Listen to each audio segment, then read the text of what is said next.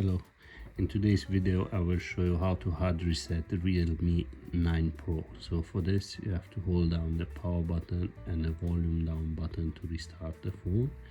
When the phone goes off, switch your finger to the volume up, hold down the volume up and the power for a couple of seconds, then let go of the power button but keep holding the volume up.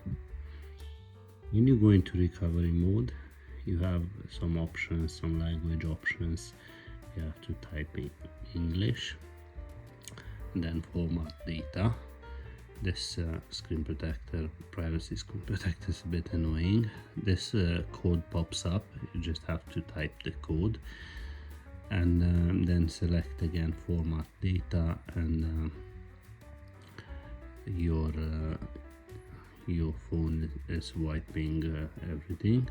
Once it's formatted, you just type reboot and you're all done.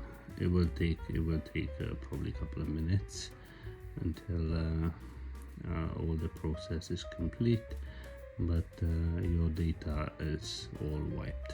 Thanks for watching. I will see you in the next video.